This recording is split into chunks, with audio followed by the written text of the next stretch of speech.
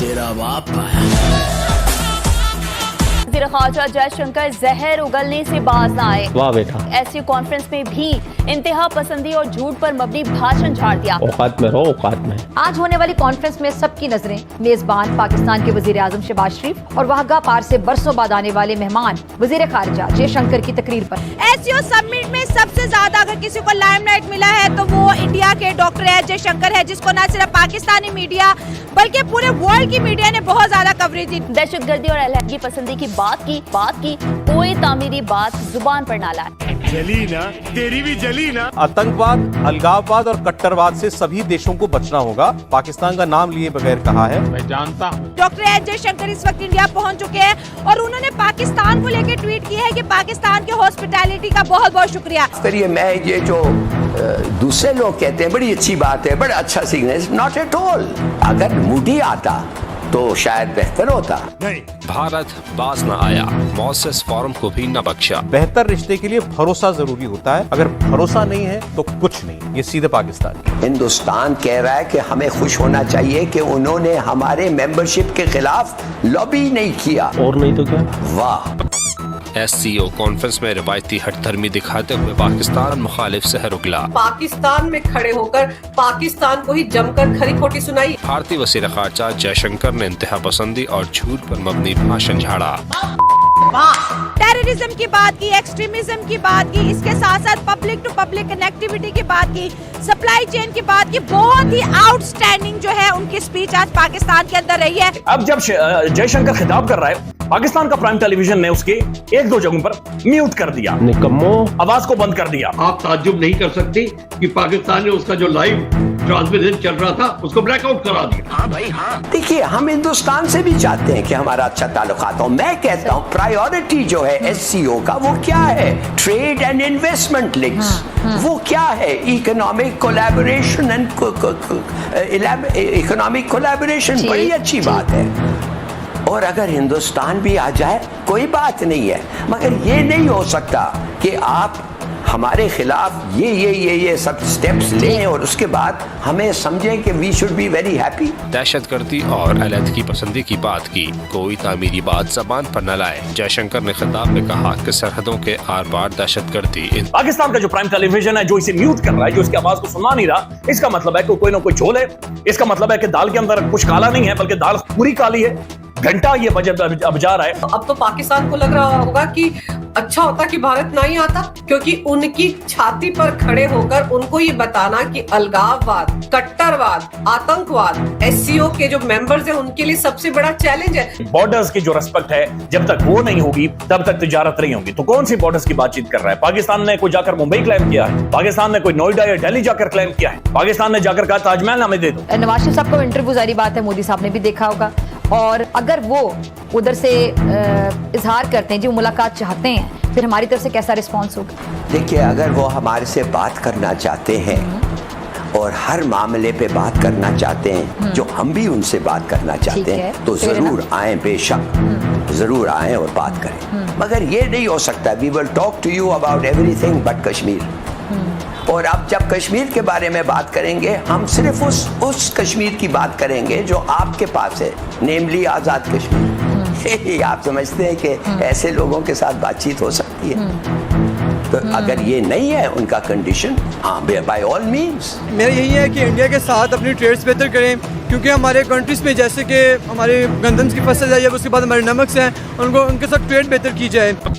पाकिस्तान के घर में घुस के पाकिस्तान की आगे से और पीछे से दोनों तरफ से जयशंकर साहब तबला बजा के आ गए। वाह भाई वाह। पाकिस्तान में उनकी विजिट के लिए दो तरीके के चर्चे चल रहे हैं। कुछ मीडिया तो जयशंकर साहब की तारीफ कर रही है और वही चाहती थी कि नरेंद्र मोदी साहब आ जाए, हम ट्रेड को आगे बढ़ाए, ट्रेड की बिजनेस की बातें हो। और दूसरे साइड पाकिस्तानी मीडिया के अंदर जयशंकर साहब की बुराइयां चल रही है, नरेंद्र मोदी जी के खिलाफ, जयशंकर साहब के खिलाफ। चूंकि जयशंकर साहब ने एशिया मीटिंग के अंदर ही पाकिस्तानियों को आतंकवाद के लिए लताड़ा, और फिजा खलीफा तो भाई साहब सुधर गई है। मेरे को तो इसको को देख के बड़ा ताज्जुब हो रहा। कल तक तो मोदी जी के बारे में अनाप शनाप जाने क्या क्या बका करती थी, पुराने वीडियो में आप जाके देख सकते हो, लेकिन आजकल बोलती है मोदी साहब, मोदी साहब। क्या क्या आप नहीं कर सकते। The biggest market in the world, hyper power to be, और economically already the most prosperous nation on earth. मैंने ये सब चीज पे आप इस पे तो तवज्जो दें। वो क्या किया है? अच्छा हिलाली साहब, किधर है वो फैक्ट्रीज जो हमने कहा था बनेंगे? जी अच्छा हिलाली साहब, ये कॉन्फ्रेंस में जो जयशंकर साहब की बॉडी लैंग्वेज थी और बड़ी एक मुख्तलिफ सी मुस्कुराहट, उसको आपने कैसे समझा? आप कैसे एनालिसिस उस पर देंगे, क्या एनालाइज करेंगे? क्योंकि आपको याद होगा 2023 में 2023 में जब बिलावल साहब नई दिल्ली गए थे, तो उस वक्त जब दोनों के दरमियान मुसाफा होना था वो नहीं हुआ था। जयशंकर साहब ने, आपको याद होगा, दूर से हाथ जोड़कर वो प्रणाम कर लिया था। तो अब ये इस बॉडी लैंग्वेज को आप कैसे देखते हैं? और जो भी उन्होंने तकरीर की उसमें हमारे लिए क्या मैसेज था? एक इम्कान था कि कोई उम्मीद थी, या कोई सख्त मुतालिबा आपको समझ आया? हमारे लिए मैसेज ये था कि पाकिस्तान को माफ़ करिए, और वो सही कह रहा है, मुसलमानों ने नहीं बनाया, पाकिस्तान को तो हिंदुओं ने बनाया। पाकिस्तान में अगर पाकिस्तानी और मुसलमान जो उस वक्त थे, अगर उस वक्त वो सोचते कि हिंदू के साथ हम रह सकते हैं, तो पाकिस्तान कभी नहीं बनता। मगर मूडी, आरएसएस, जना संघ, इन्होंने बहाया कि हम तुम्हें छोड़ेंगे नहीं। 700 साल तुमने हुकूमत की है, अब हमारी बारी आ रही है, अब देखो हम क्या करते हैं तुम्हारे साथ। आप समझते हैं मेरे वाले साहब जिनके पास 28 घर थे, वो ऐसे ही छोड़ के आ गए पाकिस्तान? 28 घर को छोड़ के आ गए, और खासतौर बेंगलोर में, साउथ इंडिया में इतना हिंदू मुस्लिम का वो चक्कर नहीं था। क्यों किया उन्होंने? इसलिए उन्होंने देख रहे थे ये मूडी का इंडिया बनेगा। ये जो लोग हैं इस वक्त हिंदू जो इंडिया में है, मूडी, ये हैं हमारे जानी दुश्मन। अगर ये फिर दोस्ती करना चाहते हैं तो बताएं थ्रू देयर एक्शंस कि हाँ हम अभी दोस्ती करना चाहते हैं। कहते आइए खुले आम से, वी विल रिसीव यू। मगर ये नहीं कि दोगलापन। आप क्यों नहीं उसने हाथ मिलाया बिलावल के साथ? क्या वो बिलावल को नमस्ते करवाना चाहता था? अब भाई तुम तो यू आर द होस्ट, उसको तो सलाम वालेकुम करना था।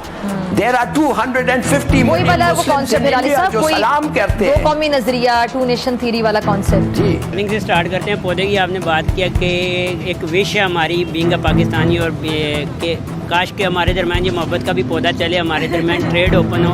हमारे ये क्रॉस बॉर्डर, आपको पता है कि जितनी भी यूरोपियन कंट्रीज हैं उनके दरमियान बॉर्डर्स जो हैं बिल्कुल ओपन है। तो हमारा भी ये बहुत बड़ा एक्सपोर्टर और इम्पोर्टर हम एक दूसरे के बन सकते हैं। ट्रेड अगर ओपन हो जाए, ये वहाँ का यहाँ पे आना, पहले तो आपको पता है कि ये ऑनलाइन सेशन अटेंड करना था उन्होंने, लेकिन ये बहुत बड़ा इंडिया ने एक जेस्चर दिया है कि उन्होंने फिजिकली अपनी एक रिप्रेजेंटेटिव को भेजा है। तो ये अच्छी बात है कि अल्लाह करे। लेकिन ये एक चीज़ यहाँ पे थोड़ी सी उन्होंने ये पहले इंडिया में क्लियर करके आए थे कि वहाँ पे हम जाके दो तरफा ताल्लुकात के ऊपर बात नहीं करेंगे, लेकिन ये होना ऐसे चाहिए था कि दो तरफा ताल्लुकात के ऊपर बात होती। 24 आवर्स से कम वो यहाँ पे रहे हैं। कुछ चीज़ें नेगेटिविटी की तरफ भी गई हैं, लेकिन एक पॉजिटिव जेस्चर ये लिया जा सकता है कि ऑनलाइन सेशन अटेंड करने की बजाय वो पाकिस्तान में आए हैं। पाकिस्तान में कुछ अच्छा हुआ है। पाकिस्तान इंटरनेशनल मीडिया में बहुत ज़्यादा उसको जो है लाइमलाइट मिला है। डॉक्टर एस जयशंकर की आज की स्पीच की बात करें तो भारतीयों ने कहा कि भाई बड़ी बम्बार्टमेंट कर दी है, बड़ा तगड़ा जो है ना बोल के आए हैं। हमेशा डॉक्टर एस जयशंकर की स्टेटमेंट वायरल रहती है।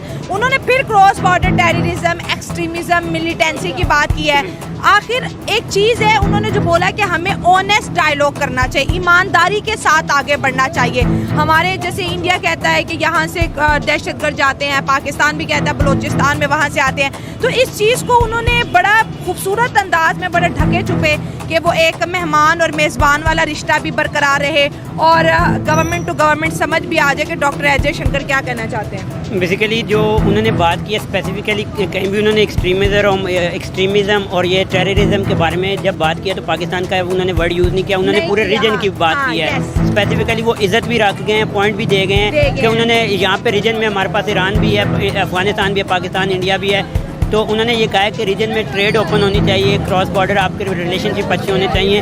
तो ये एक अच्छी चीज़ हुई है, इसको आगे गो थ्रू मतलब कंटिन्यू रखना चाहिए। हम सबसे बड़ी चीज़ हमारा यहाँ पे अगर इंडिया के साथ ताल्लुकात ओपन हो जाए, ट्रेड ओपन हो जाए, तो आपको पता है कि पाकिस्तान कहाँ से कहाँ पे जा सकता है। इंडिया आपको पता है कुछ सालों पहले तक डेवलपिंग कंट्री था, वो फुल डेवलप्ड नहीं कह सकते लेकिन डेवलप्ड कंट्री है। हाँ। तो वो अगर अपना हाथ हमें पकड़ाएं, हमारे वहाँ यहाँ पे आपको पता सिर्फ एक बाउंड्री ने हमें अलग किया हुआ है। हाँ। लोग एक जैसे हैं, ज़ुबान एक बोली जा रही है, हर चीज़ ओके है। सिर्फ अगर हमारे दरमियान हमारे पॉलिटिशियंस कहीं एक पॉइंट पे बैठे हैं कि आपको पता है फिर यहाँ पे बात नहीं करनी चाहिए ऑन कैमरा, लेकिन कुछ हमारी ऐसी बैंड सीन पावर्स ऐसी हैं जो हमारे रिलेशनशिप को अच्छा नहीं होने देना चाह रही। अगर ये रिलेशनशिप्स अच्छे होते हैं, ट्रेड ओपन होती है, तो यहाँ पे इकोनॉमिक वाइज आपको रीजन वाइज बहुत ज़्यादा तरक्की मिलेगी। लेकिन आज शहबाज शरीफ और डॉक्टर एजे शंकर की अगर बॉडी पोजीशन की बात करें, बॉडी लैंग्वेज की बात करें, तो कल की निस्बत आज बहुत ज़्यादा अच्छी नज़र आ रही थी। डेफिनेटली आज ना एक आपको पता है कि पूरी एक बैठक लगी है जिना कन्वेंशन में, तो यहाँ पे वो एक अच्छा है जेस्चर, मतलब यही है कि उन्होंने पॉजिटिवली बड़ी वार्म हार्टेडली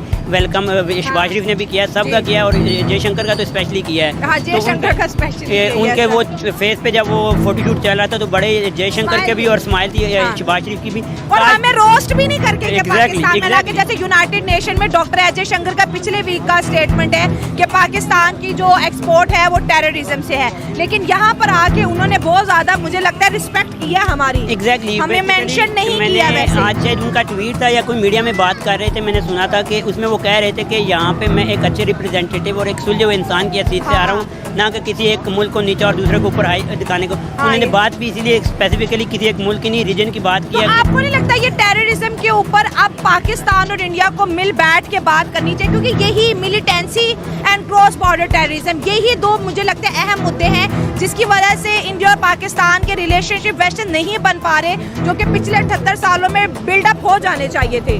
लिटरली स्पीकिंग मेरी ख्वाहिश नहीं, तकरीबन 99 पॉइंट अवाम, दोनों तरफ की अवाम की ख्वाहिश ये है कि हमारे ताल्लुकात अच्छे हैं। वो 1% जो है वो अच्छे नहीं होने देने चाह रहे, ठीक है। ये ताल्लुकात अच्छे होंगे तो आपको पता है अफगानिस्तान के अंदर भी इस वक्त तकरीबन 20 सालों बाद थोड़ा सा अमन आया, वहाँ पे भी हालात हमारे उनके साथ निगोशिएट करके बैठ के डायलॉग करके हालात बेटर किए जा सकते हैं। इंडिया के साथ ये हो जाए, इंडिया पाकिस्तान और चाइना वो रीजन बन सकता है कि जो यूरोप के अंदर डेवलप्ड कंट्रीज़ के लेवल की ट्रेड होगी, बड़ी बड़ी मार्केट्स यहाँ पे ओपन होगी, बड़ी बड़ी कंपनीज अमेजोन एप्पल वो यहाँ पे अपने ऑफिशियल अपने स्टोर द्वारा, मतलब बहुत ज्यादा हमारे अगर इंडिया इन्वेस्टमेंट करता है इंडिया का ट्रस्ट आ जाएगा। सबसे बड़ी यहाँ पे हमारे अंदर कोई भी कंपनी यहाँ पे वो क्यों नहीं कर रही है, अपनी इन्वेस्टमेंट क्यों नहीं कर रही, इन्वेस्टमेंट डूबने का खतरा है, डूबने का खतरा क्यों है, यहाँ पे वो एक ना स्टेबिलिटी नहीं है। स्टेबिलिटी एक तो एक मुल्क की सियासत की वजह से नहीं है, दूसरा रीजन में भी ये है कि भाई कल को ये अटैक कर देगा, परसों को वो कर देगा, इधर जाएंगे उधर जाएंगे।